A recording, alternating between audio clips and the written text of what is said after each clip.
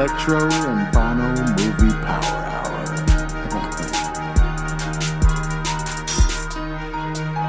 You know what? Where's Hawk at? Listener discretion advised. Pansy. Welcome to the Electro and Bono Movie Power Hour. I am Electro, of course. Yo, what up? This is Bono. And we got... Lil. Lil is back again. She's here. She's present. She couldn't stay away, damn it. I couldn't. She's had to show up because we were going to talk about Oppenheimer and she couldn't miss it. Yeah. And also, it just so happens to be that when we put this out, this will be our 100th episode. Oh. So Lil had to be here for that. Yeah. Happy 100, guys. Yeah, dude. I know. Actually, we've recorded more than 100 There's lost episodes. There's a great fucking episode that we lost about, what was it? The Shia LaBeouf movie. Tax collector. Oh my god. Is that the name of it? Yeah, I And believe The so. Shining, bro. The Shining. We Also, have that Five episode. Bloods. The Five Bloods, another classic. Yeah. God. God. So we've probably done like 110 episodes. But, we've only put out 100. Some of those were not fit to be listened to by the human ear. That's We were true. just like fucking smashed. And highly inappropriate. No, we were just like not making sense. I must have not been involved because I always make sense. You very rarely make sense no matter what fucking intoxication level you're at. It's hard to make sense of you sometimes. Anyways, we're going to talk about Oppenheimer Part II because we kind of broke down a lot of the background stuff in the last episode. But now we're just going to go through the movie because we didn't even talk about the movie in the last episode, really. So I've seen this in the IMAX 4 fucking times now. Right. I went to go see it in San Francisco at the Matreon. I think it's called Matreon. Fucking smack in the middle of San Francisco. It's the worst fucking thing. Like, Yeah, it's awful. it fucking sucked to have to get there and then walk those streets and shit, It's horrible. But we made it to the IMAX. I got to sit, in essentially the perfect fucking spot, So I got to experience the movie as best as it can be experienced in this goddamn country, the greatest country in the world. Yeah. Oppenheimer, he defended it, till he died, the US of A. But really, let's get into the freaking movie. So this movie, did you guys get it the first time? Did you grasp what the fuck happened? Like, No, catch because everything? we were late. We were late by like 2 minutes. That was an important 2 minutes. It really was. So yeah, I was fucking lost. We were pretty lost. But you've seen it again. The second time, could you still grasp everything that was happening? Or like, it's a lot of fucking information being thrown at you. Right. Yeah, it's pretty heavy, and if you don't know the story, you're just like, what? And 3 hours worth. Yeah. It's a lot of information being thrown at you for 3 hours straight. So you gotta fucking, you can't. I didn't get everything till like maybe the fourth time I watched it in IMAX. I was like, oh, that's okay. Oh, because of God, Because of God and everything. Yeah.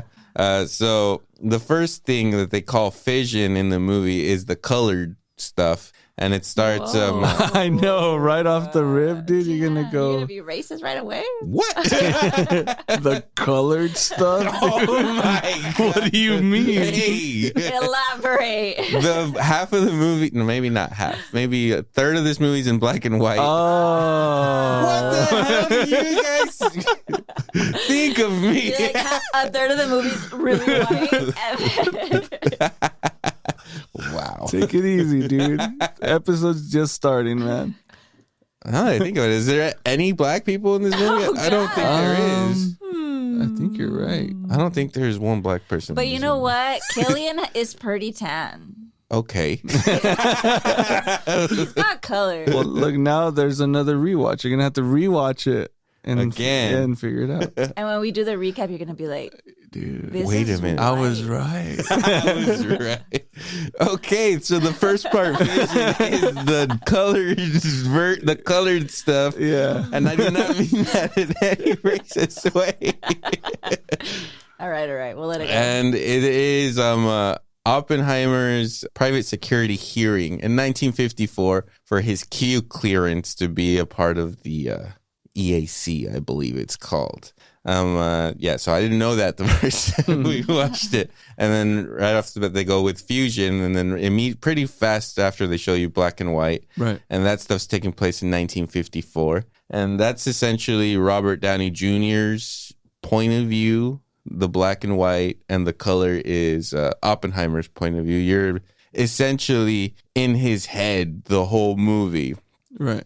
The score and everything is all meant to represent like how he's feeling, His if thoughts. he's nervous or whatever. When he starts breaking down, like the score's going fucking crazy. Right. It's fucking amazing. Brilliant shit. Golden Globe winner Robert Downey Jr. Okay.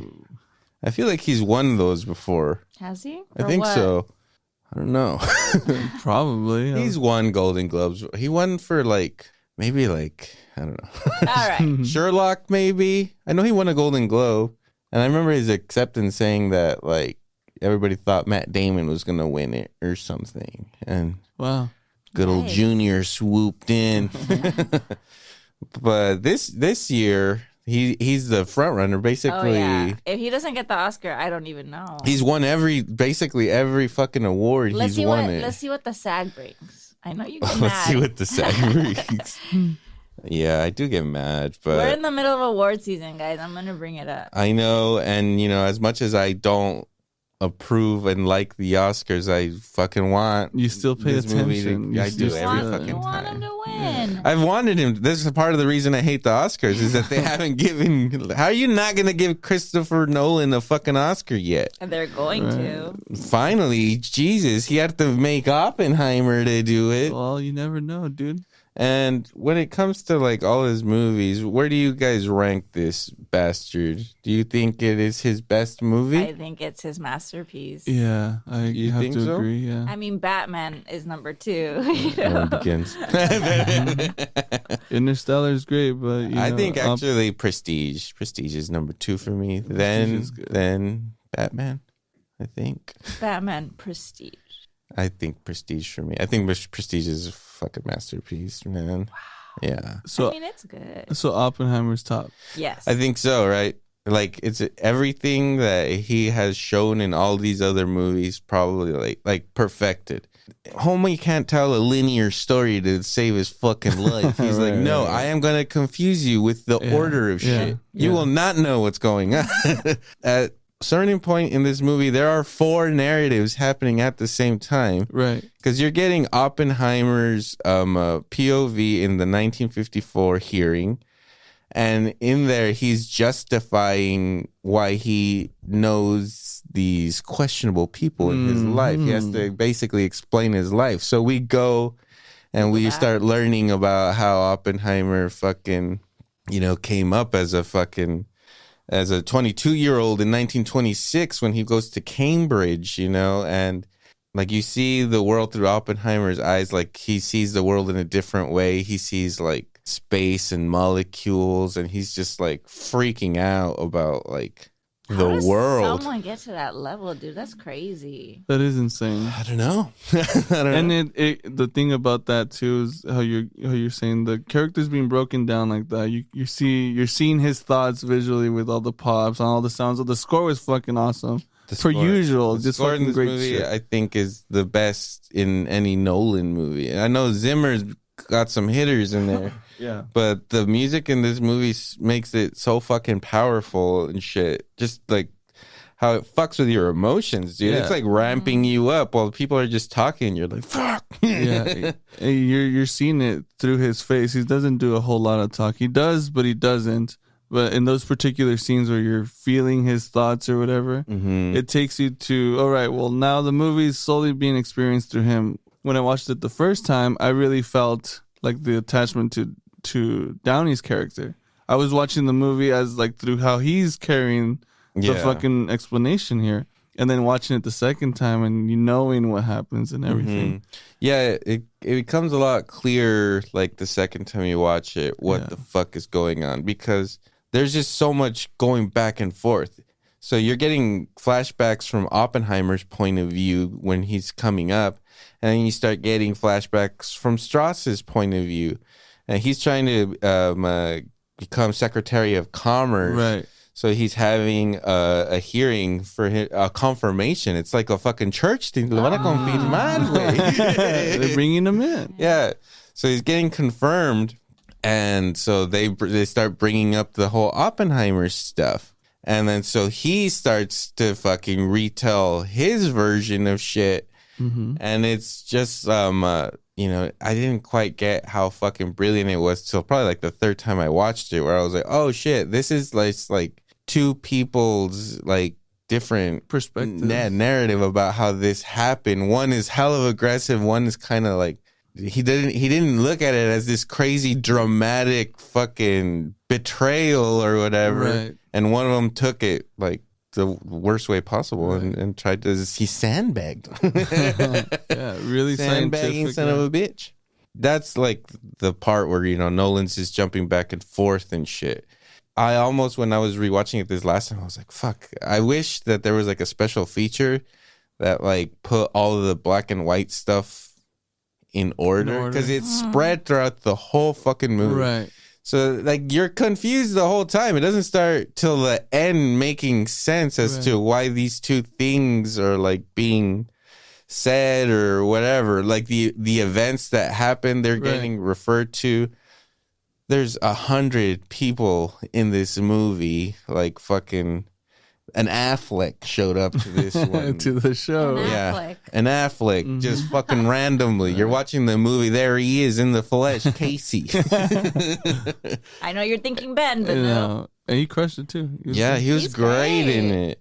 Anyways, so fucking Oppenheimer's over here. He's seeing the world in this crazy way.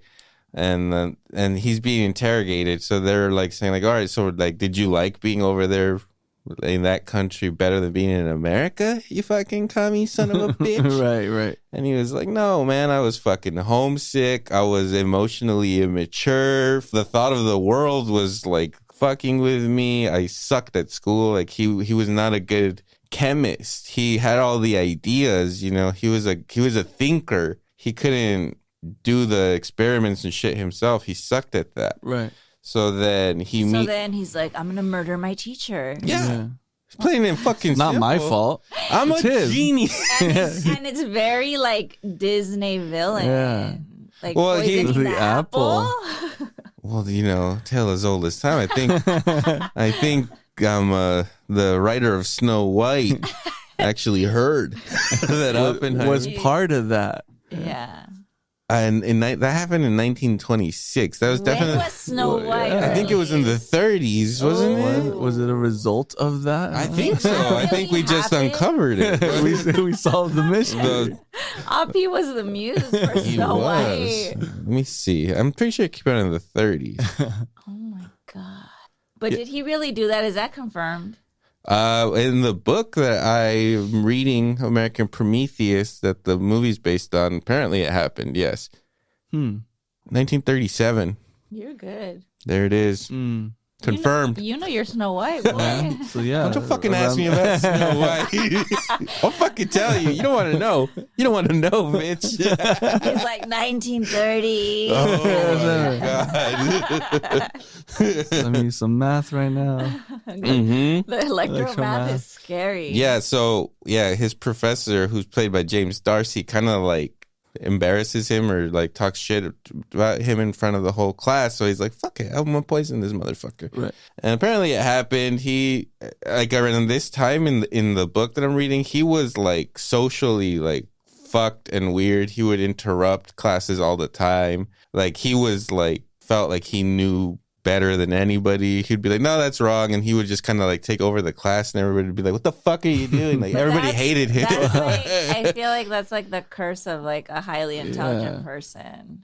Yeah. And so at the same time, again, the whole Robert Downey Jr. shit's going on. they're questioning him about his whatever happened with Oppenheimer while Robert Downey Jr. was in charge of the, what is it, EAC, AEC, one of the C's. There's a C there. Those letters are in there. I'm not entirely sure what order. But yeah, so Strauss is in charge at that time, so they want to know about his relationship with him. And in 1947, Strauss tried to bring good old Oppie over to Princeton, of course, you know. And immediately, so this is one of the scenes that you're seeing from Strauss' point of view. Immediately when he meets him, he like corrects him on the pronunciation of his name. He calls him Strauss, and he's like, it's actually pronounced Straws, you know, like a straw, not a straws. Do you get the distinction? Yes. We got it. So anyway, I was seeing some of like the behind the scenes stuff, and Robert Downey Jr. like, I guess kind of from that was just like, okay, so that's this kind of character, like what kind of an asshole would really like correct you like that on like a slight difference of how to pronounce his name and shit. And that's kind of like where he got, I guess this is the motivation or whatever about his characters. Like he's petty about the way somebody pronounces his name, and you see the pettiness that he has.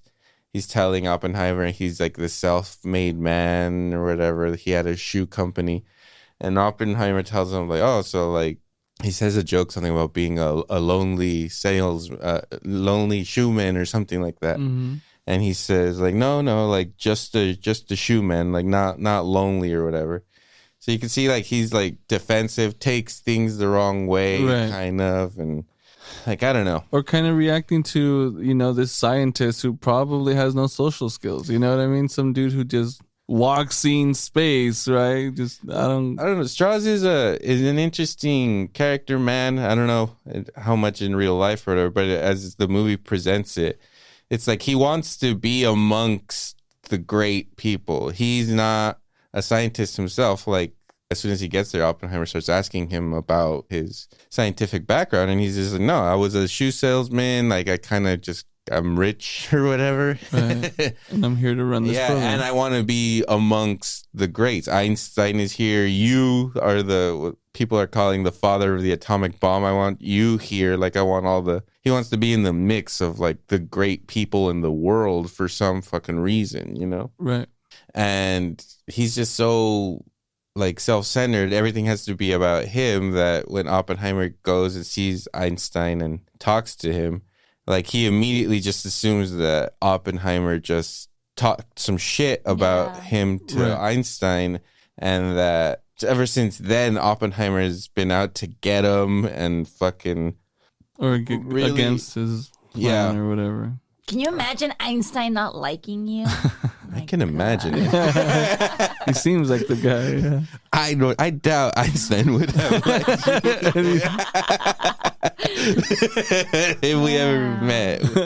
If we both end up in heaven, I'm pretty sure. I'm like, I'm going to go introduce myself to Einstein now. I'm pretty sure I'm going to get confirmation that he doesn't like me. He's going to give me the straws look. You and Lil will be in the side, ready to one of you ready to pay the other. A bet going on it would be Einstein would like me. What do you bet in heaven though? I don't know. Like a big dreams. cloud. Dreams. You want that comfy ass cloud over there? Or that other one? I want to. I could get you a better harp. I could definitely get you a better harp. How about some wings, big boy? Huh? You want to be somebody's guardian angel? I'm going to promote you. You want to fly? Go play the harp for some boy. Entertain. Yeah. That's what my heaven is gonna be like. Einstein's gonna be in the middle of it. Einstein's gonna be sure to ask him. It's gonna be heaven minus the fact that Einstein doesn't like you. Fuck, this would be fucking perfect if only Einstein liked me. Everything about heaven. This is hell. Everything else about heaven is great, but Einstein just doesn't like me. Why? You talk too much, dude. It's about that podcast we did. Anyways, in his travels, Mr. Oppenheimer meets Isidore Robbie, played by our boy David Krumholtz, who we've held near and dear since Addams Family Values, I believe, right? Wow. Yeah, and then going straight to 10 Things I Hate About You, probably his best performance other than this one. It's this and then 10 Things I Hate About You.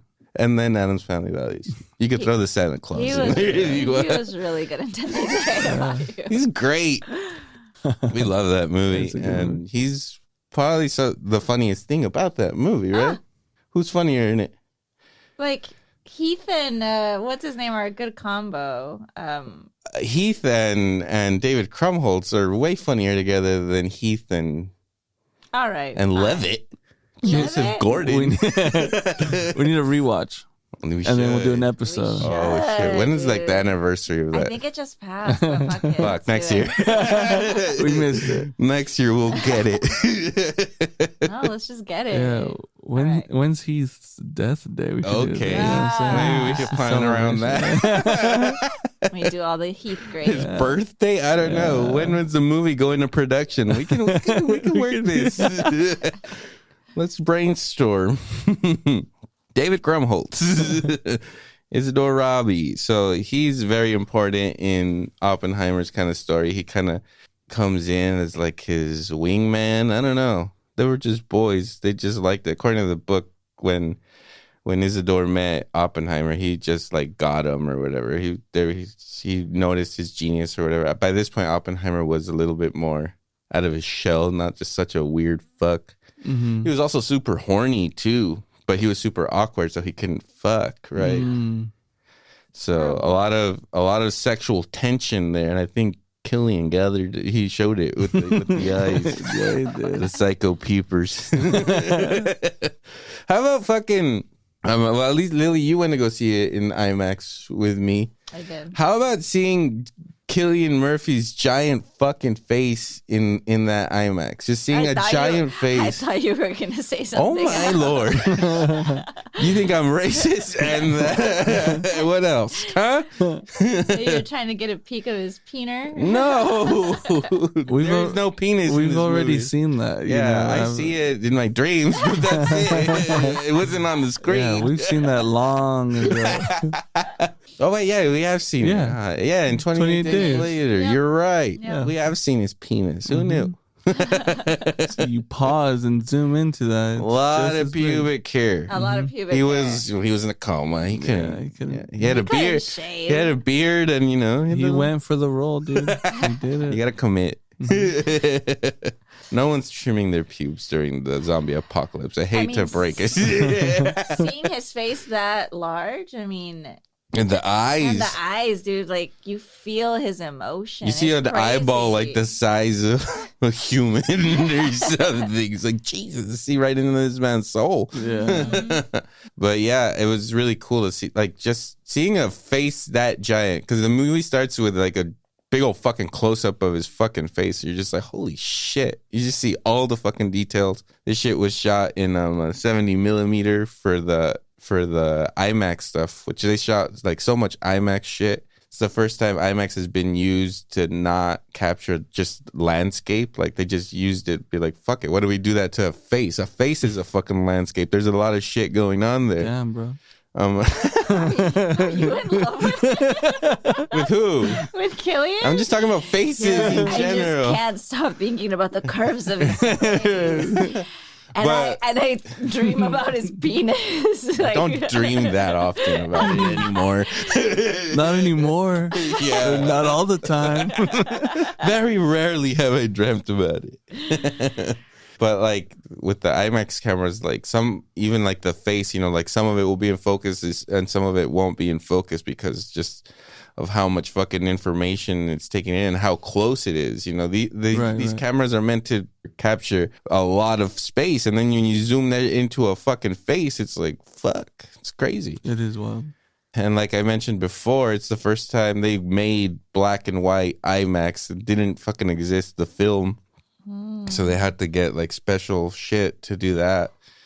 Pretty innovative stuff here. Anyways, so Isidore Robbie, he's in there. and he goes to one of his lectures and he thinks that like he's gonna give it in English and shit, and he's like, you know, bragging to the person next to him like, oh, let me know if you need help with the English. And then Oppenheimer just starts fucking sprechen the Deutsch, you know, and gives his whole lecture in quantum physics in German. I mean German, in Deutsch, the Deutsch. And in the book, you know, he would just learn languages just to read certain books, like in their like the language they were written and shit. He was like, I'll just learn. What a bad bitch. I'll just learn the language. Apparently, like he was a genius since he was like a little kid. Like his parents knew, like he just like knew shit. He just understood like how the world worked, like from like a very young age. Like he just was just a genius from birth. It's fucking crazy. It's nuts. It's very nuts. Anyways, over there he meets Werner Heisenberg, played by Matthias Schweighöfer. Schweighöfer? There's a gopher in there. Yeah. Gopher. I don't know how you say it, but he plays Heisenberg, and he's gonna be like the guy that's gonna be trying to make the bomb for Mr. Hitler. For one Adolf. Oh my goodness. Yep. And then they meet each other. They both admire each other. And he's just like, well, like, why don't we like work together? And then Oppenheimer's like, nah, dude, I got to get back to America stat. And they're like questioning him, like, why? Like, no one's taking fucking quantum physics serious over there. And he's just like, it's exactly why I got to go. I need to bring the new physics to America. You know, they need to know about this shit because Hitler's getting out of line. Just a little bit. Yeah, and then that's when he takes his position in Berkeley, and then he meets our fucking boy since Pearl Harbor, probably Josh Hartnett. He just couldn't. He was like, here, look, here's the deal. Hartnett was like, I probably already made the best World War II movie ever, right? How am I gonna top this? How am I gonna top this? He probably wouldn't touch World War II after that. It took Nolan to be like, look, I need you back out there in the front line, World War II. I know that you think you can't do any better than Pearl Harbor because that movie was flawless. We're gonna get the other Affleck in this one. For a little. Guess what? We're bringing Damon in. We're gonna bring in Damon. But this time you're not stealing anyone's bitch. Yeah, because that's not okay. No, it's not. No, it's not. Anyways. Well, he didn't steal her, you know. He thought Affleck was dead. All right, quick Pearl Harbor episode. Let's go through it. Let's do 5 minutes. It applies to everything applies. First and foremost, dude, that was his best friend. He's dead. He needed to take care of his girl. He promised him. He promised him he'd take care of him. He's keeping a promise. He comes back from the dead, and his homie is now deep in his chick. Yeah. Well, there's a baby in there. Exactly. There's just the He's just fucking dumping loads in this guy's what girlfriend. A hoe. She just was like, yeah, come inside of me. My boyfriend's dead. God bless her. That's what women were Pearl like Harbor. back then. Pearl Harbor. That's what that movie These is. nurses were fucking angels. It was a tough time. What else the toughest. They thought of it, why I'll die. Why the hell not? What a time. What a time. What a time to be alive. I might get a little chlamydia. It's And okay. I'm just glad that Josh Hartnett got to tell these stories about World War II. I've learned so much. Thank you, Josh. Anyways, You're out of control. Josh Hartnett's in it. And you know, what do you guys think about Josh Hartnett in this movie? He fucking crushed it, dude. He's doing like this weird little nerd accent, you know. He's just like this skippy boy, you know. Right. He's good. He's good. I was happy to see him in this, and you know, he's been gone for a while, not from our hearts, of course, but from the screens. And from your dreams. Yeah. Those are weird ones. We can't control dreams, guys. Okay, I wish I could. Hartnett he'll slip in there. He'll slip in there. Oh my god. But you know, so he meets him. He's kind of like next door to where Oppie's set up, and then Oppie starts teaching just one student at first, which is prominent. This guy Lomanitz, which I didn't even know. It took me a while to fucking track this. There's so many characters in this movie. They mention Lomanitz like prominently, very importantly in like the last hour of this movie, and I just never knew who it was. I was like, fucking Lomanitz did some shit. But then apparently it's this guy. It's his first student.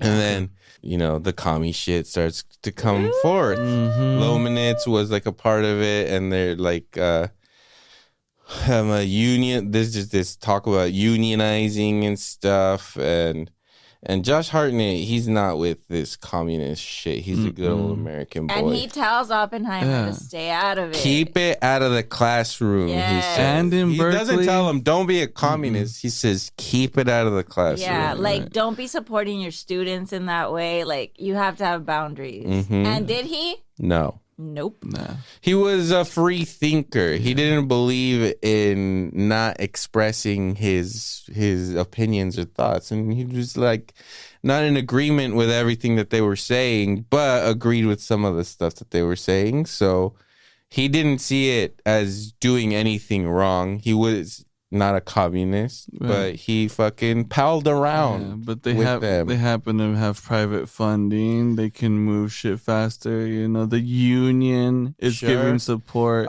Oppenheimer grew up rich, was filthy rich his whole life. He had no horse in the fucking game. Exactly. He was just like, I mean, these are good people, despite whether they're communists or not.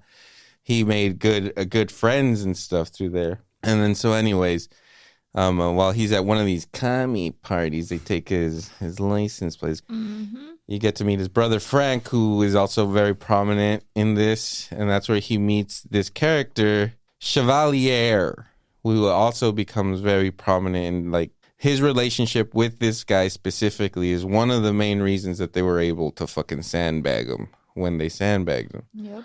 And he met Miss Jean Tatlock, Miss Florence Pugh. You show up for these films for certain themes. If you ask me, this fucker watched this 4 times. And every now and then, you'll just get rewarded for being a lover of cinema. A loyal fan. Yeah. He'll just come in and be like, dude, Nolan's never had nudity or sex in any of his films. Well, he's just like, oh, you're right, I haven't. I'm going to put my 11 movies worth of nudity that I should have had all in this movie. I'm just going to give you some soft porn to get you through this IMAX experience. Would you like to see Florence Pugh just naked sitting there talking? Yes. I would, thank you. Yes, I would. How about Cillian? I think we all would. Cross-leg. Cross-leg. Great on a scene. chair. Yeah, gentleman. And then she's like, read this to me. Like, you're talking about... the chair thing is different. They meet at a party and she immediately wants to blow him, Yep. And, that's where you see his values with it, because she's just like, oh, why haven't you joined the Communist Party? And he's like, oh, well, I like some of your ideas, but not everything. And then she's like, oh, you haven't read the text then? And he's like, dude, I've read all 4 volumes and shit. Bitch. And so the other guy's just like, well, that would make you more of an expert than most of the people in the party. And then she's just like, well, it's not about the text or whatever. And he's just like, well, whatever. I read it in the original fucking language it was written in. I get it. Right. But I don't agree with everything. And she's like, whatever, let's fuck. So she fucks him.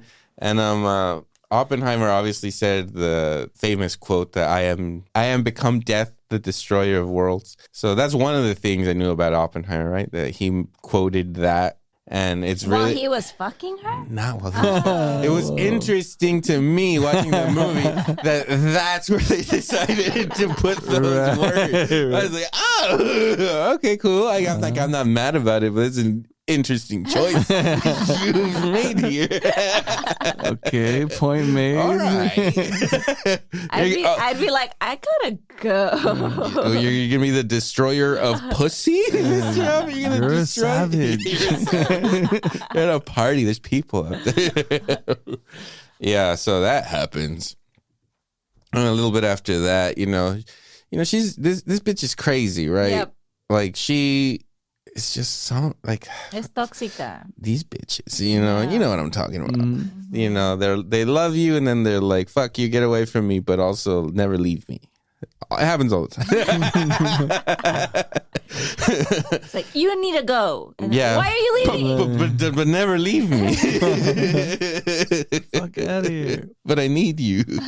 So she's a crazy bitch. She every time he brings her flowers, she's like, "Don't bring me flowers. I hate you. Stop fucking." Throws them away, in front of him. his face. Yeah. Mm-hmm. He's just like, but you keep on calling me, you know. I believe Oppenheimer did coin the term "booty call." It was all Gene, him and Gene, the first booty call. I have to read your notes. This is all history. It was in the fucking research. Okay. It says Gene is a crazy bitch, doesn't want flowers. That's all I needed. That's all I need to say about her. That's all I needed to know to remember everything I remember from the movie. Just a quick little note. And then in the middle of his little relationship with her, the fucking atom gets split. And then it sets off the chain of events that it's going to lead to the bomb being made. Immediately, Oppenheimer gets the idea, like, any scientist or quantum physicist or whatever the fuck they are, I'm not even sure. It's like, we all just have the same idea, and it is to make a bomb. And so they start going down this rabbit hole. And at this time, he meets, you know, Few's no good for Gene's no good for this guy. He's a sweet man. He brings flowers. They're not appreciated. And then he runs into one Emily Blunt at a little cocktail party. Mm-hmm. And she also, I don't know, what is it about this guy? It's got to be the eyes, the Cillian eyes. It is the Cillian eyes, dude. They all just want to blow this, man. He's got ocean eyes, dude. Billie Eilish sings about this. Interesting. Was she also talking about Oppenheimer? I think either Oppie or Cillian Murphy. Okay. Both fine. Both have ocean eyes that you could just sail.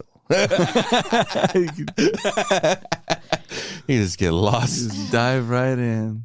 You don't want to get lost in the ocean, but if you are, you're going to get lost in the ocean of those eyes. Okay, let's stop. Okay, well, don't get me started. Fair enough. But Emily Blunt is a dreamboat too. Yeah, and so they're like talking, and she's married at this point. And he's just like, why don't you and your husband come to my ranch? You know, we'll fucking talk. How about we talk? And she's like, whatever, dude. I'm going to bang you. Let's go ride horses. Let's go ride horses. These women are very progressive for that time. Like, they're just like, I'm going to cheat on my husband.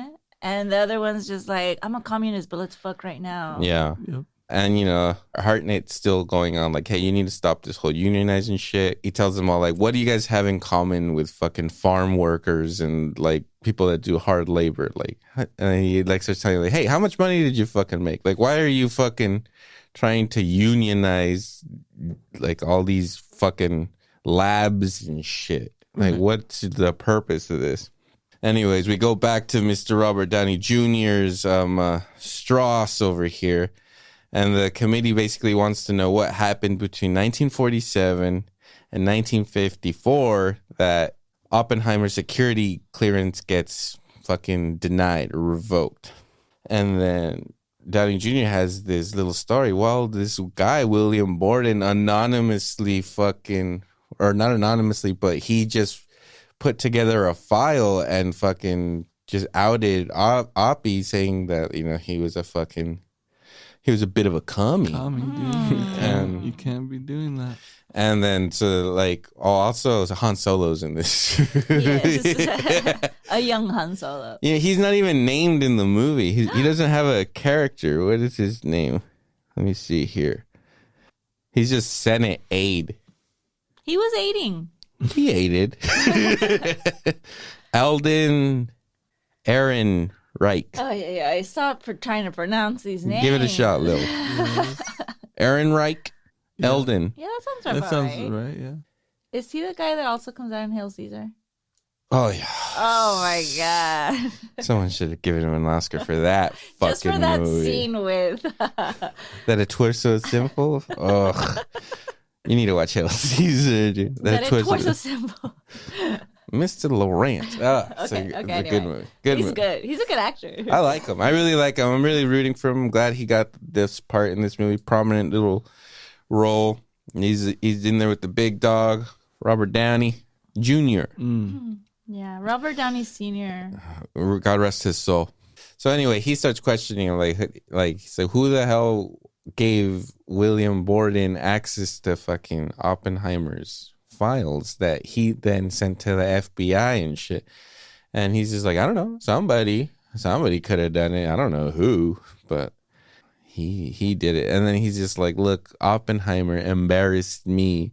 Strauss was trying to import isotopes to Norway, and Oppenheimer basically shut that shit down and convinced the board not to allow Louis Strauss to do that. Basically, like, Louis Strauss is just some fucking dude. He's not even a scientist, and he's trying to make these deals. He doesn't know what he's doing. We're gonna be giving isotopes to fucking Norway over my dead fucking body. Right. And then so Strauss takes that shit very personally. Obviously, he embarrasses him in front of people in like a public way, and always will hold that against him. But that's where you start seeing his motivation. So then Kitty, this drunk bitch, Oppie gets home from a long day of being a genius, and Kitty's just fucking smashed. She's drinking fucking, I don't know what she's drinking. Dude, as the baby is crying. That's pretty brutal, man. But you know what? If you're a mom, you kind of feel that pain. But then again, how many times have you gotten super drunk? None. Say it here now. None. But I will say that you've been very high. That when they're very newborn, you feel fucking crazy. Yeah. And there's some women that I feel like don't have that much of a maternal instinct, where like they feel like that the baby's just like ruining their life. And I feel like any mom could feel that at some point, but she just couldn't handle it. Like, she didn't want to take care of him. Also, Oppie's just, not there, laying down pipes, Exactly. just doing his thing, not being there. He's being a genius for probably like 10 to 12 hours a day. He leaves her all day. In real life, he's teaching at both like Berkeley and at like somewhere else. I can't remember where else. But he's doing a lot. Kitty, that's a powerful scene. He gets home and she's drunk. She's like, "Oh yeah, you're home." And then he's crying and he's like, "Aren't you gonna go to him?" And she's like, "I've been going to him all fucking day, bro." And then grabs the fucking bottle. She's happy to see him. She's like, "Oh, relief." And then what does he say? He didn't say, "Hey, baby, let me help you with the baby." No, he's like, "Hey, aren't you gonna go, bitch? Even though you've been taking care of him all fucking day." Yeah, she's drunk. Yeah, she can't even walk. Mm-hmm. You can't even walk. which leads to the following scene, and even that, like, seeing how he takes the child over to his friend's house, and he's like, "Hey, like, I need to leave this child here with you because I can't watch for him." And it kind of makes it okay. So again, watching it through the Strauss eyes, and you see him in living his life like that. Of course, you understand that he's a fucking genius, but as a fucking dad, to be like, "Hey, well, I don't want to or have the time to." But dude, like, to have that, like, like to be able to say that shit is probably braver than trying to step up as a dad. Exactly, or not being there entirely. It's great. That's a great scene. I like it. You get to see how much he trusts this guy. Right. Like, he trusts this guy with his child, and they back him. This Chevalier is just a down ass motherfucker. He's just like, "Will you take our son?" And he immediately is just like, "Of course." Like, you don't even gotta fucking like, "Yeah, we'll take him." And then he's just like, "Yeah, I gotta kind of chill my bitch out." Well, he just like, he admits that they're like selfish people. Like, they need. Yeah, he's like, "Oh, like, I'm ashamed to even ask," and like, "Well, we just can't handle it. She can't handle it, and I can't handle her. Yeah, right now. I can't leave. Like, if I don't do something, this Juggle. baby's She's gonna gonna fucking die. drop my baby. Yeah, this And baby's gonna die. Bro, it could have totally been that. Honestly, I thought that's what was going on. And then I was like, oh, she's just drunk. Get out of here. Well, that's what happened. That's what happened. Anyways, we get introduced to the man, the myth, Matt Damon, one Leslie Groves. Badass. And he just comes in and he just starts like I don't know, I guess I don't know exactly how the hell it came to be. I haven't gotten there in the book. I'm only 100 pages in. But how Oppenheimer got chosen, like why he got chosen to be, is he's essentially the manager is what he is. He's just in charge of the project. He really didn't help create the bomb at all, like physically. And he was like, I don't know, he was really the Danny Ocean. What? He got the crew together. He got the Ocean's 11 What a together. comparison. I mean, he was the Ocean of his time. We were talking about the Ocean Eyes, Ocean's 11. He was the Danny Ocean. Brad Pitt. Yeah. Who was Brad Pitt? Matt Damon or? No, Matt Damon's Matt Damon. Matt Damon is fantastic in this movie. Yeah. Matt Damon's been having a bit of a late career resurgence with Ford versus Ferrari. Yeah. He was fantastic he in. was so good He was in that. really good. He was great in The Last Duel. He was fucking fantastic in that movie. I just didn't like his bangs. He had the Theo haircut, which Right. is just fucking fascinating. How he looks like Theo Vaughn in that movie.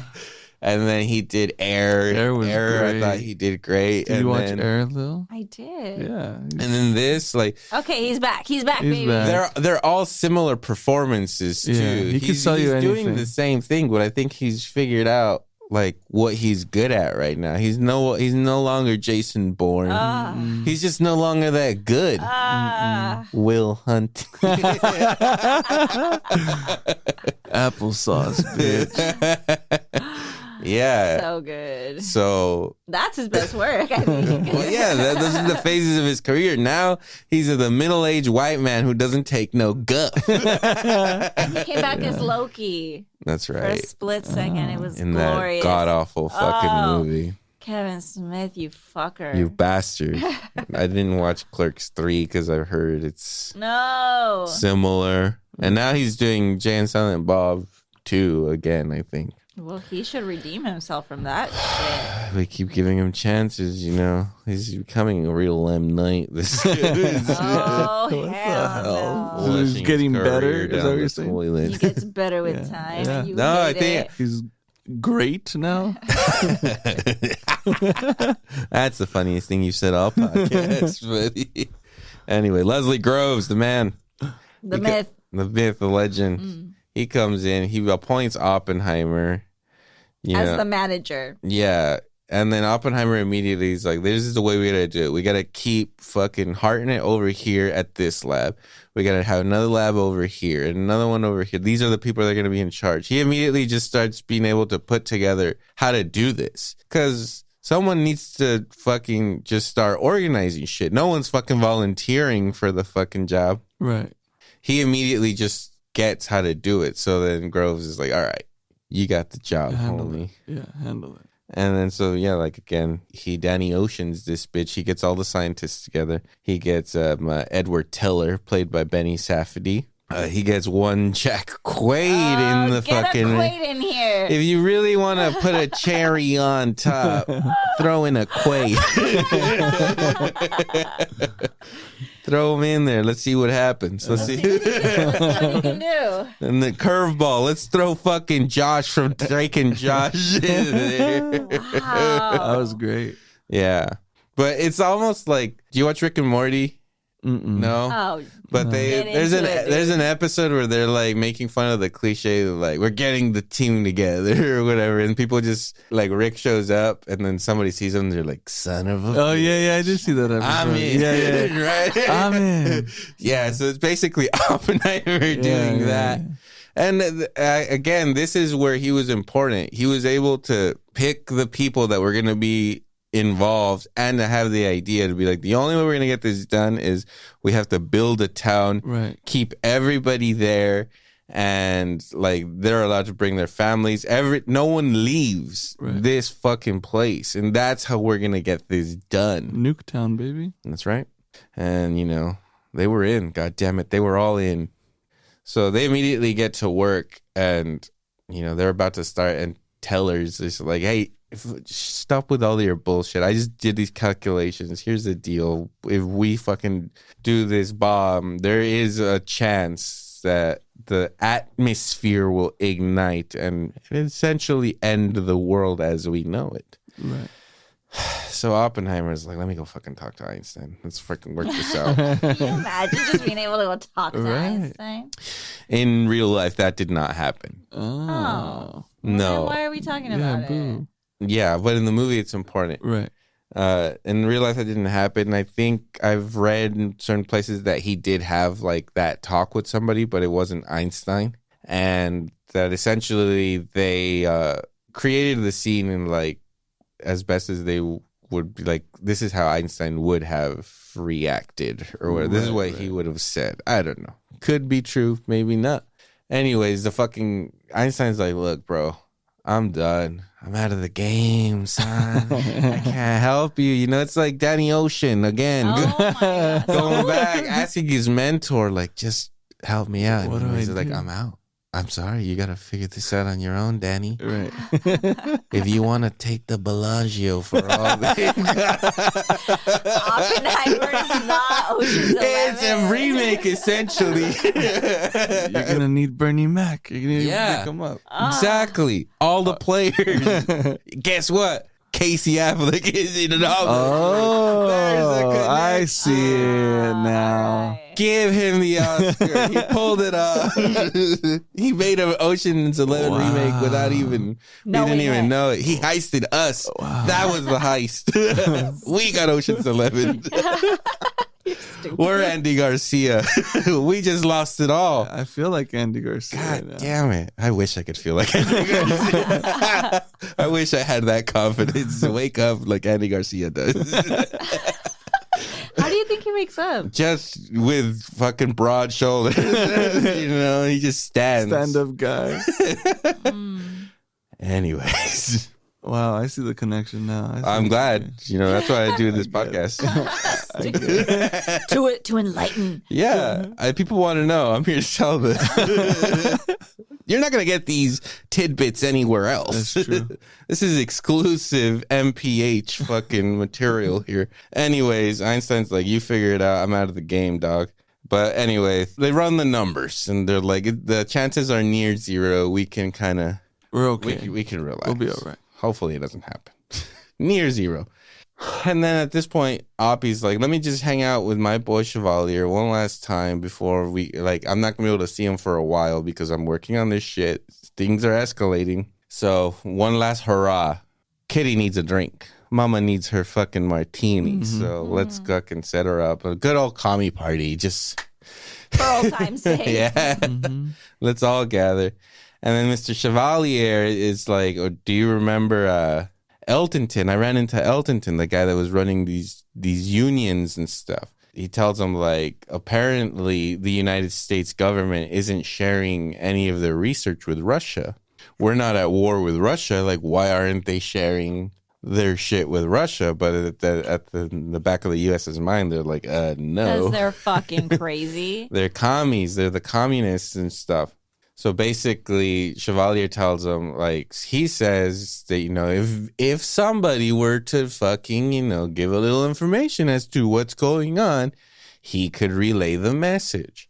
And Oppenheimer's like, wait a fucking second. Isn't this a little bit of treason going on here? Just a tad This fucking seems bit. illegal.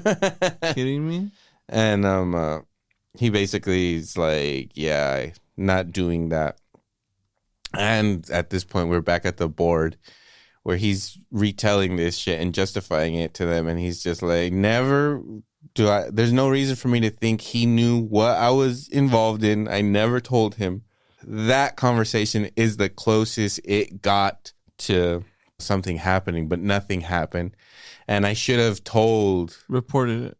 Matt Damon about it immediately, but I didn't because Chevalier's my boy. Yep. And he fucking basically took my son. He backed me up in a way that no one else ever would have. Right. So I have to protect That's loyalty. him. Yeah. Right. It's great. It's really good. Yeah. That's a fucking friend. Yeah. And then we go back to Mr. Strauss and his shit, and they tell him that they want a scientist to come and talk about him and the way that he handled the whole Oppenheimer situation. He was in charge while Oppenheimer's security clearance was taken away. So they want a scientist that was there to justify Strauss's actions or something. Right. And at this point, Strauss knows what he did. But he's playing it off like, this cannot be tied back to me, technically. So he's playing it off like everything's going to be all good and well. And everyone's like, don't worry, this is fine. What do you have to worry about? You have nothing to worry about. Not since 1925, which this is taking place in 40-something. No nominee has failed to get his confirmation in all these years. Like, it's in the bag. Like, you don't have to worry about shit. But at the end of Mr. Strauss's mind, he knows that there is something there, and that if the wrong people are asked, that he's very fucking culpable for a lot of shady shit that happened to one Robert Oppenheimer. Right. So he at the same time, he's just like, why? Or like, we could also embrace this. I could make myself look like the victim and be like, I fought Oppenheimer to like get these isotopes or whatever, and he swayed America. America won, whatever. He shut me down. He kind of is trying to victimize. He says he has the idea of victimizing himself or whatever, martyring himself to get the nomination. Right.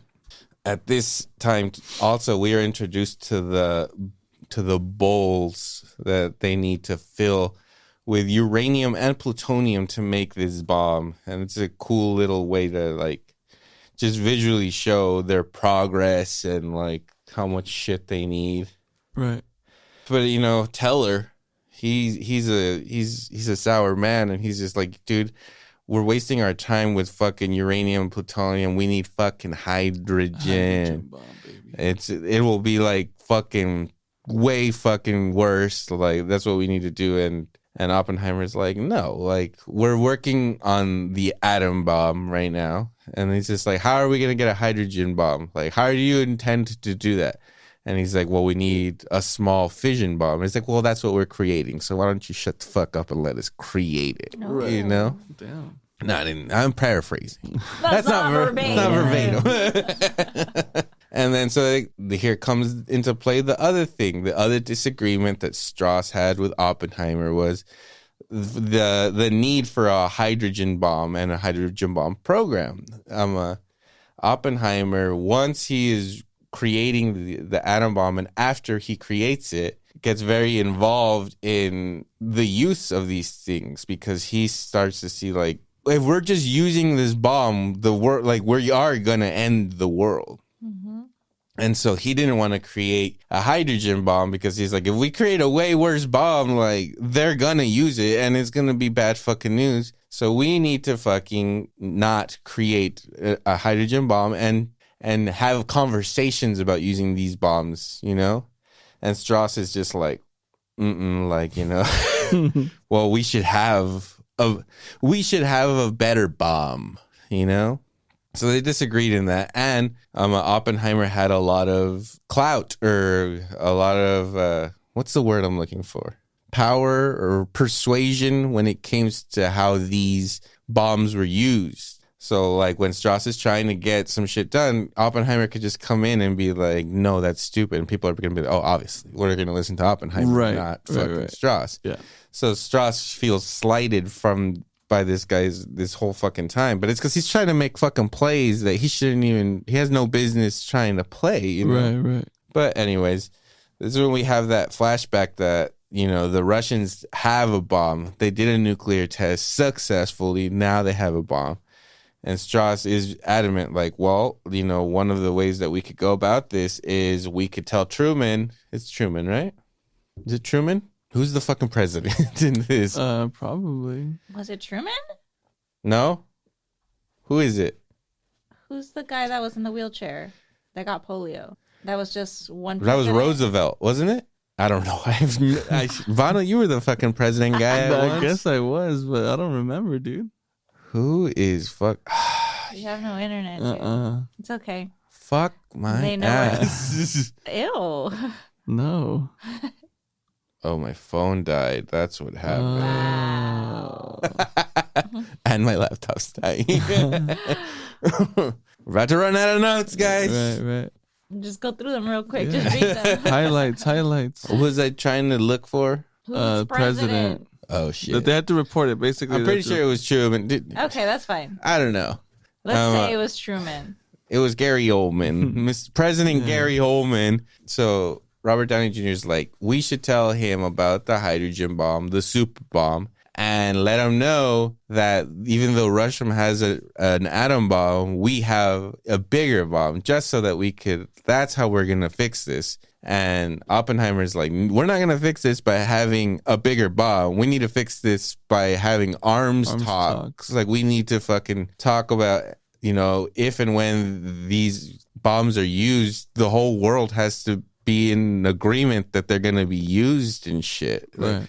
we can't just start fucking using these things willy-nilly and fucking, I think that's also a little bit of the Tony Stark coming out of Robert Downey there. He just wants to blow it up. He's just like, how about we blow those suckers out of here? Very convincing.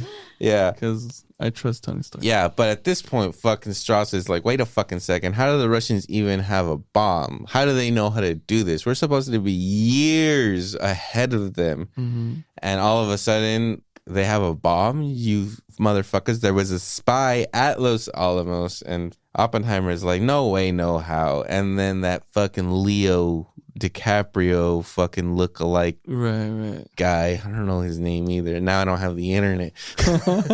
Do you know who I'm talking about? Who The looks like skinny Leo white. DiCaprio? Skinny I white. said he looks like Dwight. He looks a little bit more like Dwight. He has the glasses. Oh, yeah, that motherfucker. I don't know who he is. Yeah. So he kind of steps in the situation. He's kind of like, actually, security wasn't as tight as you motherfuckers think it was. And also, homie was fucking Gene Tatlock while this happened. And he was fucking boys with Chevalier. And they had a little rendezvous. And they know all this shit because one Casey Affleck is actually the one that was kind of designated to like be watching them. So they knew that Oppenheimer was meeting with these shady fucking people. Right. So that's when Robert Downey Jr. starts kind of using that. It's like, okay, there was a spy, somebody stole shit from there and stuff. But actually, it was this guy, Klaus Fuchs. And actually, Groves is the one that brought him in to the project. And then Oppenheimer put him where he put him. But he didn't choose this person. He was the spy. Right. He was the guy that takes all of this information. And he was like key to making the fucking bomb. He was one of the main players. So obviously he just was like, okay, I know how to do this and to reproduce it. And all throughout this shit going on, Lomowitz, the fucking guy that he was teaching him at first, all of them were supposed to have cut it out with being commies, but he was still being a little commie behind his back. So they draft his ass into the war to get him out of there. That's one way to do it. So then Oppenheimer's like, let me talk to Lomowitz. Let me get in there. Let me at least talk to him. When he does that, he feels a little bit of guilt because Oppenheimer is a patriot. Right. So he sees a general and he's like, hey, by the way, you guys might want to look into this guy Eltonton because I heard that he's looking for information to give to the commies. And this guy's like, like, okay, that's interesting. Like, why don't you elaborate? And that's when they bring Mr. Casey Affleck in, where he's just like, oh, that's very interesting. Dude, Casey Affleck's a straight psycho in this movie. He's evil. He just how calm and like composed his performances, and then when he finds out certain things, he's like, oh, okay. So then he said, what? Right. Interesting, very interesting. Oh, this is great. The way he plays it is so fucking good. And then you get it's being cut back and forth from Damon being like, you fucking talk to that guy. That guy's been like following you, you idiot. You're never supposed to come into contact with that guy. When he found out that Lomowitz was a communist, this motherfucker said he was going to take him and interrogate him in the Russian manner. Like, this homeboy was going to fucking torture this motherfucker to find out what the fuck was going on. So Damon's basically being like, what the fuck, dude? You told this guy a fucking bullshit story because you didn't want to give up Chevalier because he's your fucking boy. Right. And so he's basically telling him, like, you need to give me the name of the fucking dude that did this. And then, like, that way there will be no harm, no foul. But Oppenheimer's like, that's my fucking boy. And you guys are going to probably fucking, who knows what. Yeah. He's going to get Lim. He's going to get ice. I don't know. Make him disappear.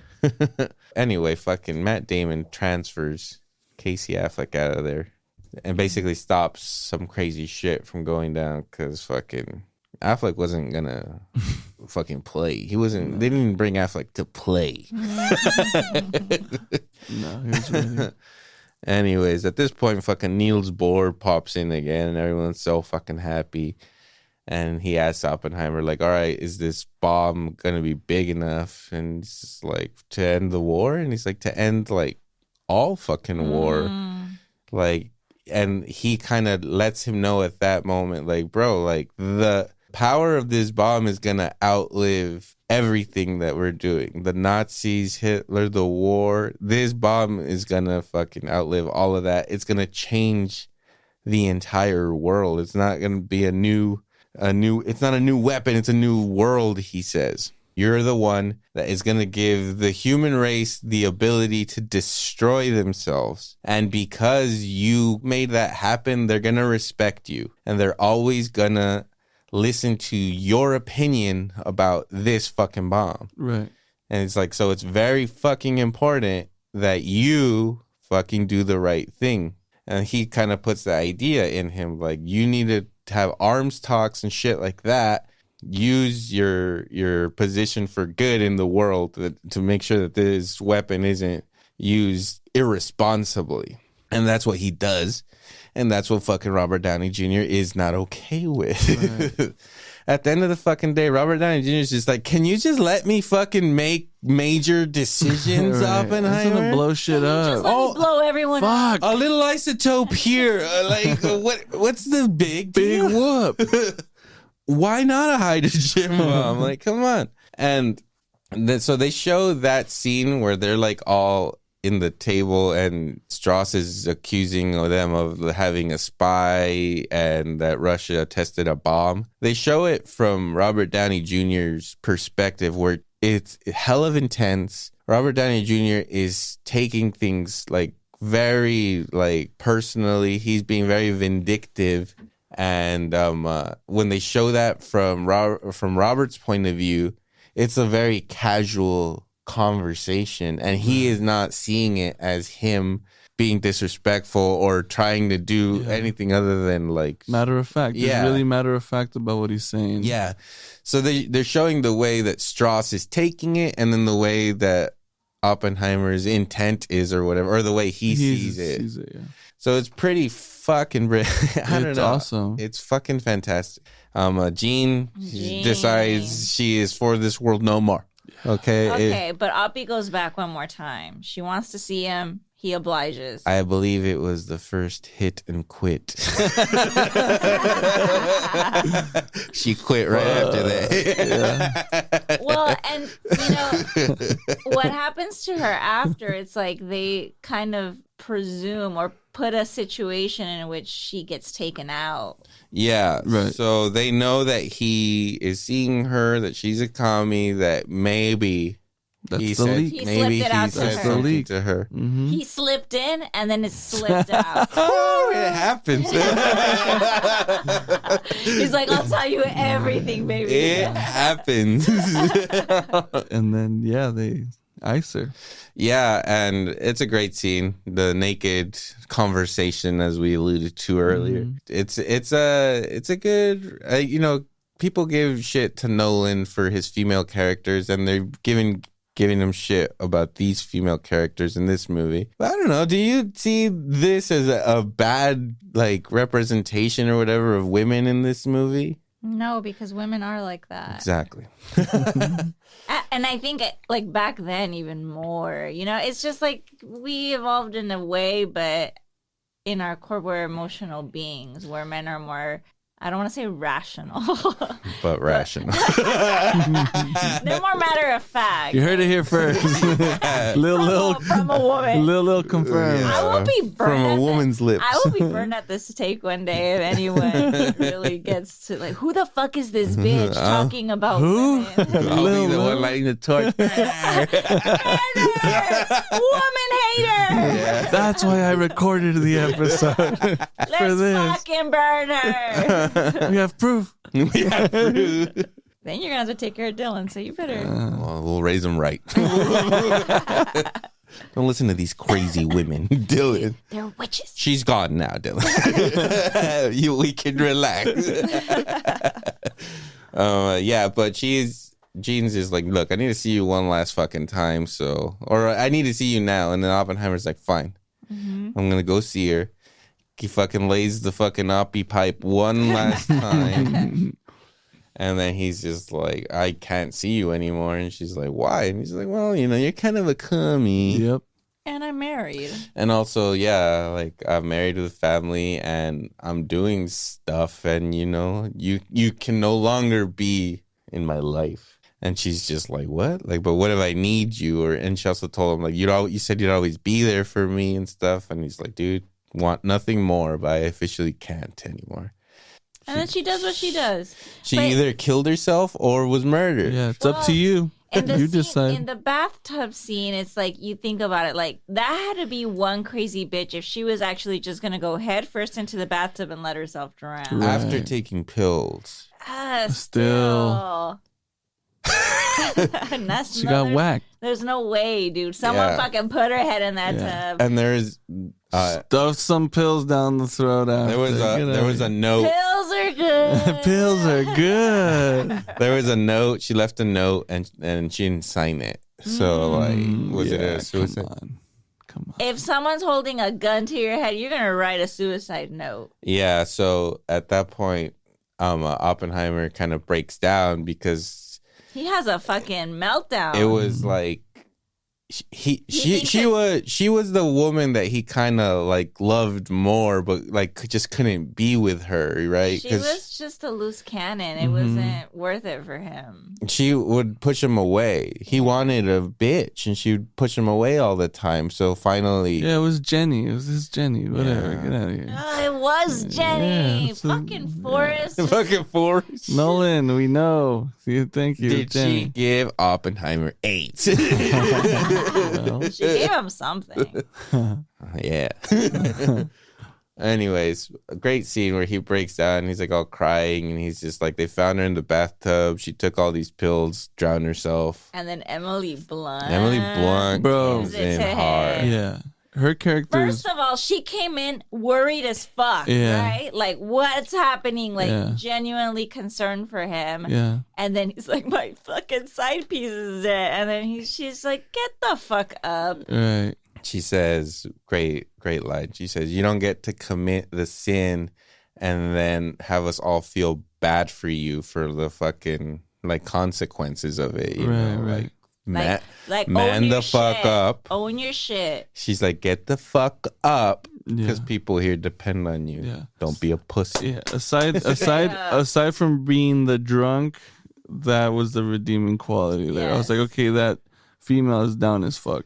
Not only does she know what the fuck's going down here, you're over here crying like a bitch. For your lover. Yeah. You need to get the fuck You up. need to man Cillian. up. You need to man up. Like, Stop own being your a fucking bitch. choices and then get back to fucking work because you're doing great things. And everyone here is depending on you. So, Yeah. So fucking cry for your bitch in the bathroom like normal people. Keep it in. That all comes back to Iron Claw. Oh, Lil, you have no idea, dude. Okay, I'll watch it. Where, like, is it in the movies or is it out? It's still playing. I don't know I if watched it's it, on like- VOD yet, but Who's in it? Zac Efron. Oh, That's all you main need. character? Yeah. Yeah. He's Okay. really good. Really I think great. he He did. rips? I think. Oh my god! Fucking shredded, dude. Yeah. Like not only shredded, but like bulky as fuck. Yeah. This has been an episode of Your Love for Men, I think. Well, Oppenheimer. Love life, Hated the atom bomb. Yes. yeah, the ocean, We all love it. the Yeah. ocean eyes. Yeah. All right. it is what it is. Yeah, you don't want me to get into it, but then you bring it up. I wouldn't be like, oh, I can't wait to watch the next Zac Efron movie, but you're I don't saying think any it's of us good. are, but No, that's the beauty that's of the it. surprise Yeah. of this movie. Yeah, we were talking about it in one of our previous episodes, but me and Bono, I was like holding back the tears, and then I couldn't. By the end, I were couldn't. bawling. I wept. Oh, you what? Like Armageddon week? Oh. No, loud. I wasn't loud. I kept it.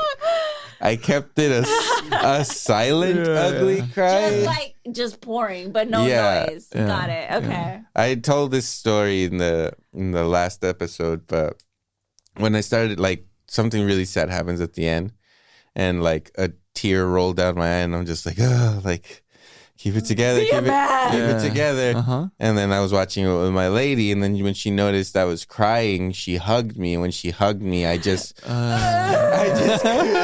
I just lost it. Oh my god. And I just started crying. It's a real dude movie, but you'll cry your It's life a brother out. movie. Yeah. Like when like I'm told Bono and stuff, like as soon as I left that movie, I was like, I need to like call my brother like right now, tell him I love him. Like, love him so much. Totally. Yeah, and Oppenheimer loved the atom bomb. And America, okay? Just like that brother love from the Iron He Claw. loved America. America was his brother. Yeah. Yeah, that's right. Anyways, they bring his brother Frank into the team. They need to get this fucking job done. The fucking But they're worried because he was a communist. he was a bit of a Right, commie. right. He was a bit of a commie. So that- But he had left the party by then, and like years are going by. By this time, like he's been out of the party for years, and Do they you finally think let that him he in. Still had communist tendencies. No, I don't believe he ever did. He just wanted a party.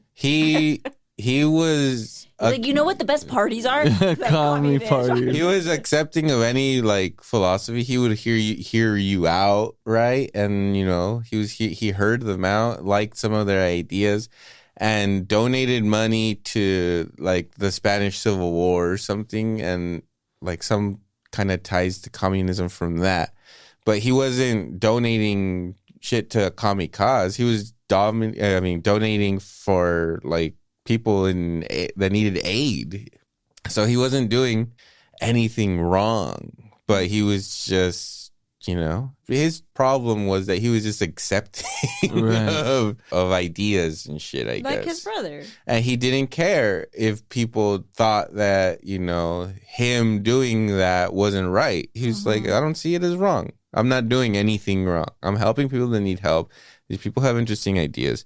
Florence Pugh fucked me the night we met. These are good people.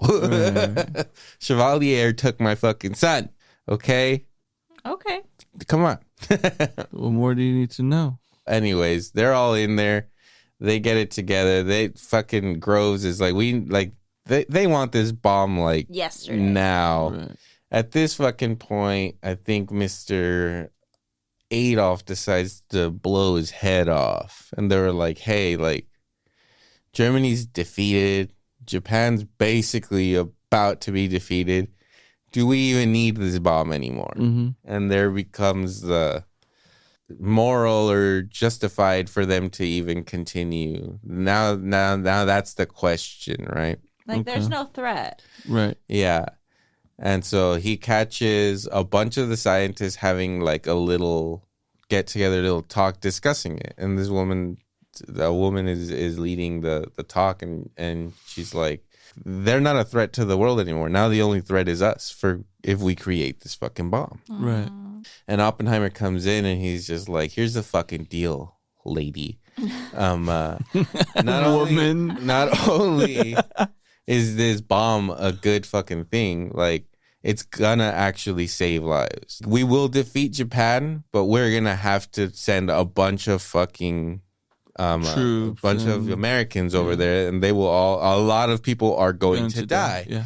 We could save all of those lives. Once the world knows about this bomb, it's gonna bring a peace that the world's never known, because nobody's gonna want this bomb used again. Right. Everybody's gonna chill the fuck out. Okay. So that's how he justifies it. He kind of sways the room a little bit. He's a bit of a talker, this Offie. He's a rouser. Is that true, though? What do you Do mean? you think that his mentality was true? I see the justification for it, for sure. Especially, if he's all America. And he was a patriot. He was a straight patriot. They just fucked up Pearl Harbor a couple years back. You know, they're like, hey. Never again. Exactly. Offie said. He led that march. Mm-hmm. Get Hartnett over here. Did he fly a plane? Huh? He take on the Japs? Get him in the team. We gotta build this fucking bomb. Make him a professor. Yeah. So anyways, the bomb is created. It is ready to rock. The fucking Trinity test scene is probably the best scene ever made. Yeah, the most beautiful thing I've ever seen in a movie theater. Like the best experience I've ever had. Me and Bono were kind of going through it a little bit before we started recording, and I wanted to see how long that sequence is, because there's a point where it starts from when they like finish making the bomb, where the score kind of starts picking up, and it is slowly picking up, and it is how long was it? Like 15 minutes? Yeah, 15 minutes. So from the time the sequence starts to when the bomb is created to when it is used and everybody's celebrated, it's about 15 minutes, where the score just slowly builds, slowly the tension starts going, where they're like, like there's a fucking storm, like fucking whatever, it has to be done by this time, it needs to be tested today, like all this shit's happening, and the score is just ramping up to the point where, like, when they're about to push the button, the score, so much is going on in that score. So many things are happening. Your fucking nerves are just fucking up. You're like, like, do it. Push it, Josh. Right. Push it, Josh.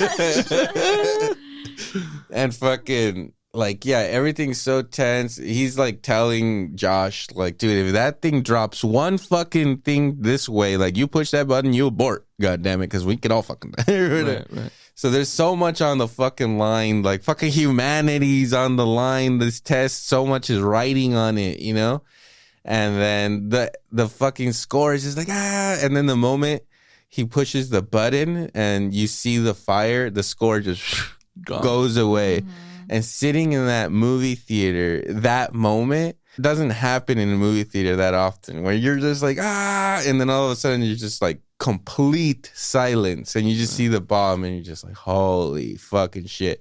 Like, you just fucking, that's the ultimate edging. Honestly, I think it's probably as close as we'll get to other, like, to feel what potentially an atom bomb feels like. I hope so. Because if that's the case, I'm sure those 50,000, 80,000 people didn't have a chance to feel like anything. Yeah. You're gone. Instant. Yeah. No noise. You're dead. I hope so, yeah. It was fucking insane. And it's done beautifully. So when it goes off, he shows it from 3 different people's perspectives. You see it from Oppenheimer up in his tower, from Hartnett and Quaid and Benny Safdie that are sitting like on a hill. And then you see it from Grove's perspective, the military perspective, where they're like all laid down in like a certain spot. Right. And they all have to wear sunscreen and sunglasses and protect themselves. Yeah, and so when the bomb goes off, it shows all three perspectives, one after the other, from when the bomb goes off. And you see all of their reactions.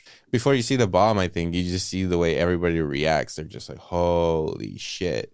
And all of that is silence because it's all of the seconds, all of these people's silent seconds coming together, all this silence. And like it was kind of scientifically mapped out to where how far away they were, how long it would take the sound to reach them. So it takes a while for it to reach. And then he says the I am death line again, which, you know, you could have just used it there. You didn't have to.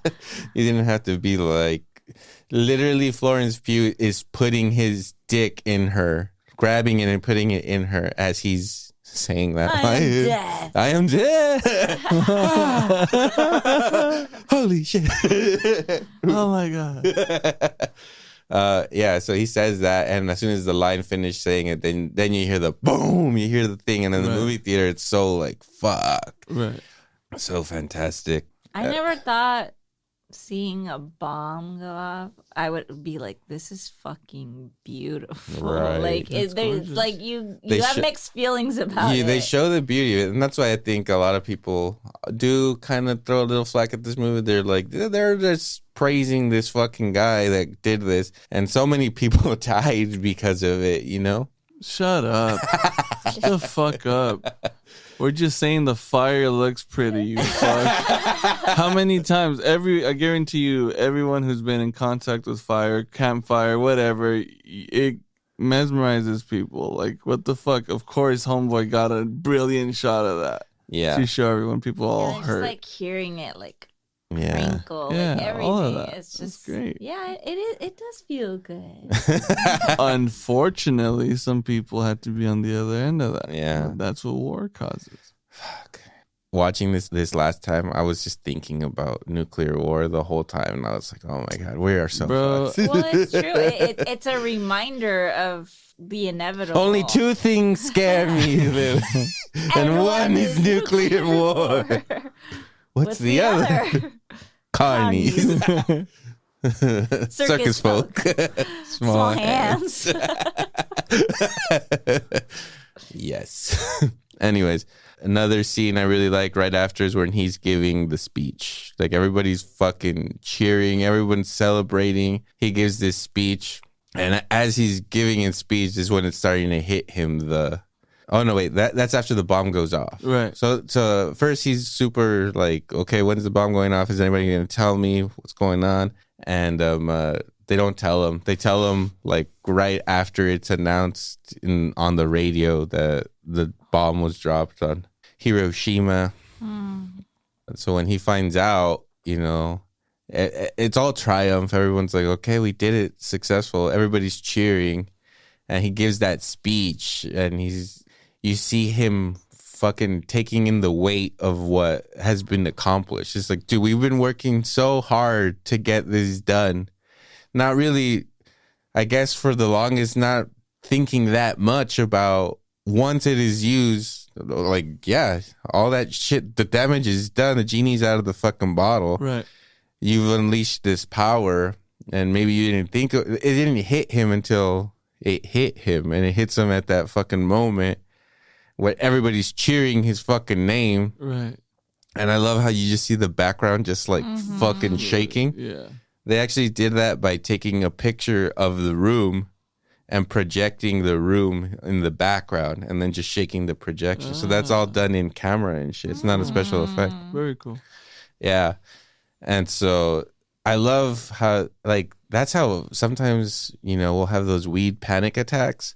That's how I feel when we were at the shoreline. Bono. When we were at the shoreline, That's pretty close. losing our fucking minds in our fucking head. Me and Bono got super high before we went to go watch. We were supposed to go watch Deftones, yeah. And we got in there and we were so fucking like, we were panicked. Baked. Like we were very baked, and we were super baked. and we were. I was panicking. and like I was super overwhelmed. There were so many people. A lot of people like the Deftones and Muse. I think it was. No, it was. I don't remember who. I think it was What, Muse. Yeah. Okay. But we were physically keeping our shit together. Yeah. Like we were walking like normal, and we did it. We admitted it to ourselves later because then we ran into a friend, and when we just ran into him, it was like we ran into Jesus in the desert. So we were like, oh my God, like a familiar face, like save me. And then like me and Bono kind of admitted like, dude, like I was freaking the fuck out, but we kept our fucking composure. Well, that's the thing. You were like making a big deal when I lost my shit at the shoreline because I was perfect, dude. Perfectly high. I was having a ball, and this motherfucker's like, just take one more, Lil. And I was like, no. I pulled the old Bono. I was like, dude, I'm perfect. Like, it's fine. No, it's gonna wear out, and the Smashing Pumpkins aren't coming on for another couple hours. Very true, though. By the time they were gonna come on, I went to the porta potty. The porta potty. And this fucker and Caesar, I said, don't move, because I was already like panicking. Don't fucking move. I come out of the bathroom, I don't fucking see them, dude. I'm in a panic, and this motherfucker's watching me the whole time, but I just don't know where he is. I'm just like, I feel like my mother left me, you know? Like, I'm like, I'm lost. And then he's like waving me down, and I go over there, and I'm just like, dude, like, don't fucking leave me. Like, I look super high. Like, people are going to know I'm high. And then he grabs me, and he stops me, and he's like, look around. And I'm like, okay. He's like, nobody's fucking looking at you. So mean. Very true, though. Very true. I grounded your ass, so you felt better after that. I did. I was like, you're right. Nobody's looking at me. Were you guys already chilling, like in the grass and shit like that? Or No. you guys have seats? We were like where the food was, and then that time we were gonna end up on the lawn. Yeah. Caesar was up in space. But... Yeah. Well. Yeah, so that's how I think Oppenheimer fell. That's equivalent to dropping an atom bomb. It reminded me of that. But I love the scene because he's keeping his shit. He's giving a speech. He's rousing all these people up, but inside he's like fucking like losing his shit. Right. He's seeing the flashes of the bomb. Right. He starts imagining it. Like all the people. Yeah. He starts hearing screams. Oh yeah. He sees a girl that's standing in front of him. Her skin starts peeling off. It's actually Christopher Nolan's daughter. Whoa. Fun fact. Very cool. And then he sees like a charred up person on the floor that he's like stepping on and stuff. So it's like all hitting him. That he basically made the characters of The Hills Have Eyes. Exactly. He made so many horror movies possible. It's a big weight for someone to carry, dude. Yeah, and so it hits him all at the same time, and he's like, I need to talk to fucking Gary Oldman right now. I feel like I got fucking blood on my hands, and I need to talk to the president of the United States, and he needs to know about this fucking bomb and that we can't just be using these fucking things. There's a responsibility. So he goes to tell him that, and then I think it's Truman. I swear, I hope it's Truman. Otherwise, the whole podcast is a sham. It's okay. We'll correct it next time. But he's like, Truman's like, oh, I thought you were coming here to tell me you had more bomb ideas or something, not to fucking repent. Yeah, and then he's just like, he tells him, I feel like I have blood on my hands, and Truman's like, you fuck. And he takes his handkerchief off, and he's like waving it at him, like, you fucking pussy. You gonna cry? Right. You just watch the Iron Claw or some shit. And he says, like, dude, no one gives a flying fuck who built the bomb. I dropped that shit on those people. I did that. No one gives a fuck about you. So get your fucking pussy ass out of the fucking Oval Office and never step foot in here again. So he puts him in his place. It's real. He puts him in his place a little bit, lets him know, like maybe takes a little bit of the weight off of those shoulders. He's like, you're right, I didn't drop the bomb. But yeah, anyways, the fucking trials continue, and you know, it's a kangaroo court, Lily. It's a kangaroo court. They sandbag them. This is kangaroo court. Everyone's out of order, god damn it. And then so it comes to light that Strauss is the one that obviously leaked all the shit on Oppenheimer. He always held it against him that he was always opposing him, embarrassing him.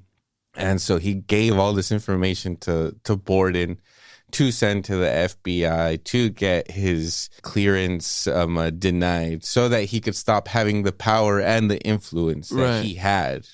And he does it successfully. He fucking completely ruins his reputation and and I think the point of the movie is also that Oppenheimer accepts it. He's like, I deserve this. Like, this is my punishment. Because Kitty's like, why are you letting these motherfuckers do this to you? Like, you're just bending over and taking it. Dude, her scene too in that room. Dude, holy fantastic. She's fucking great.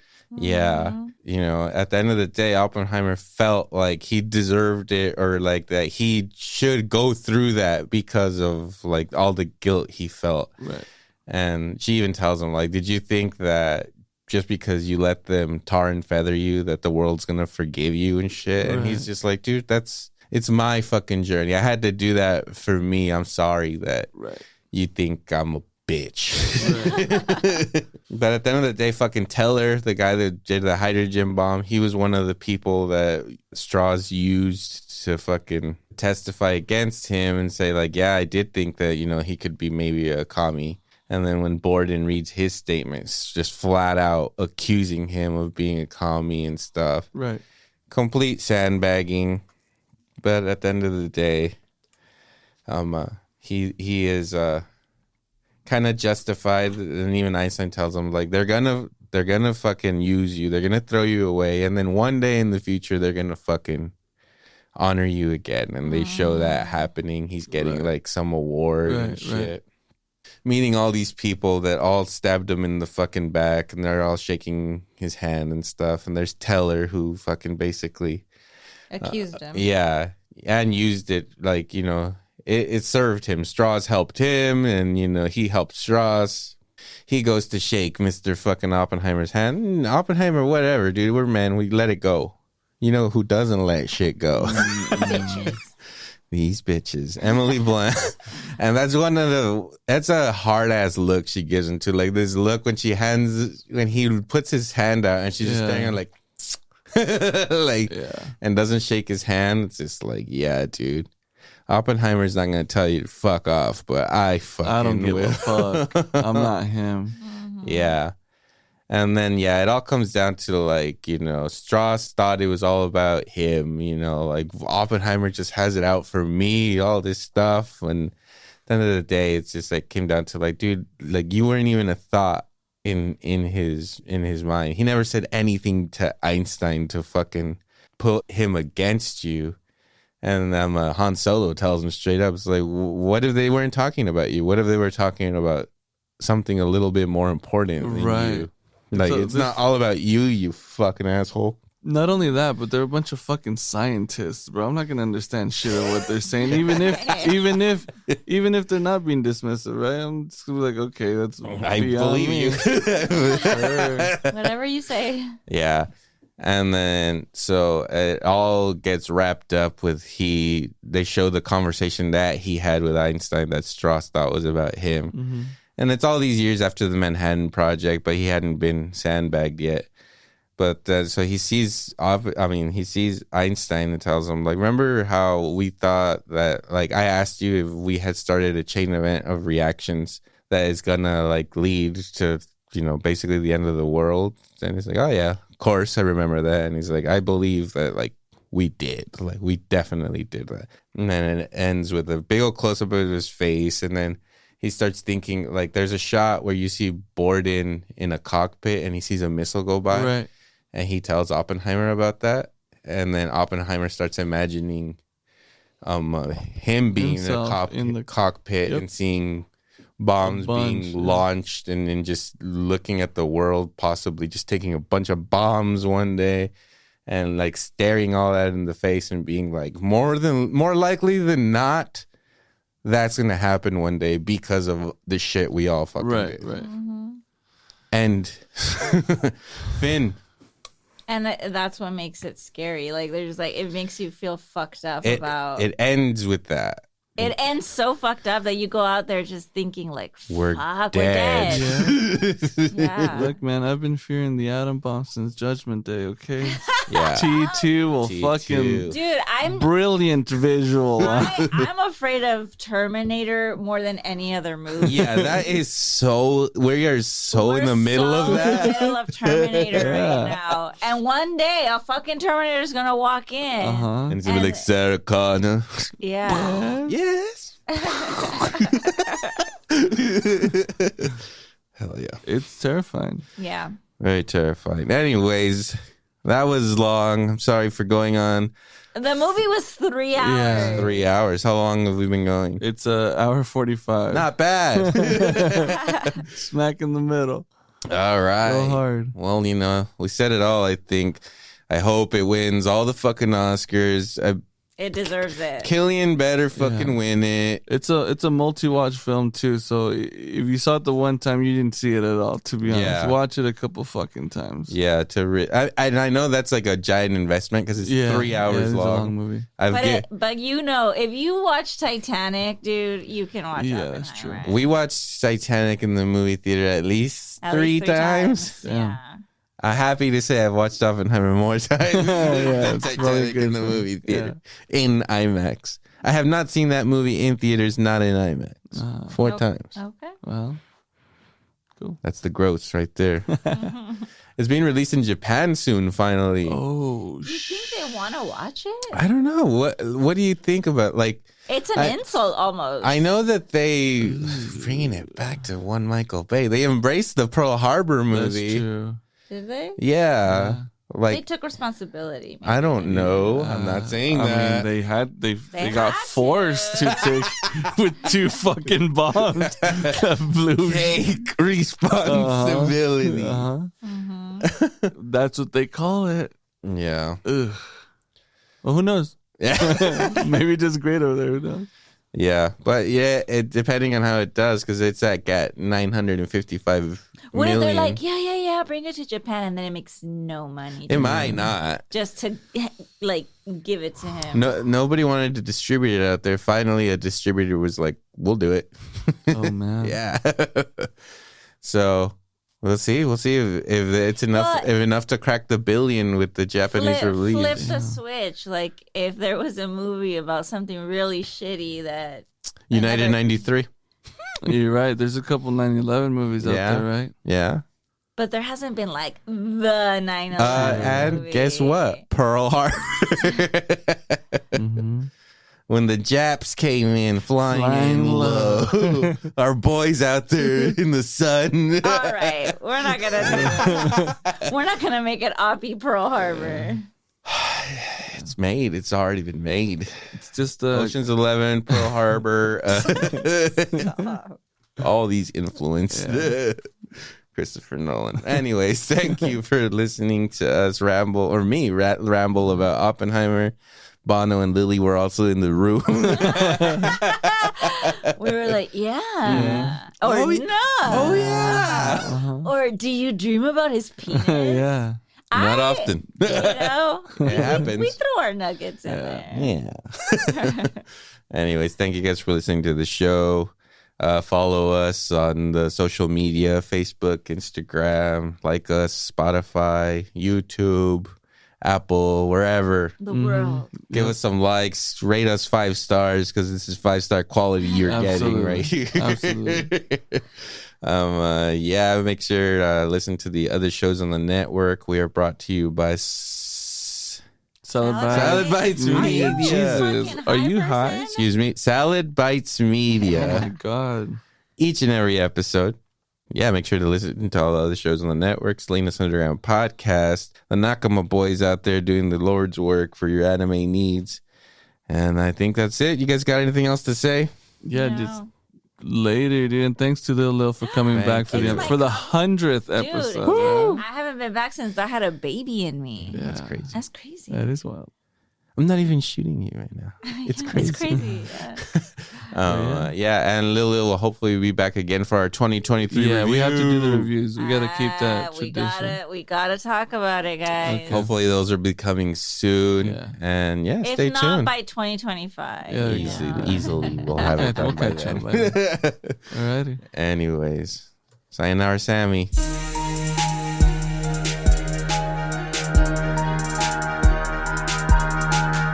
The Electro and Bono Movie Power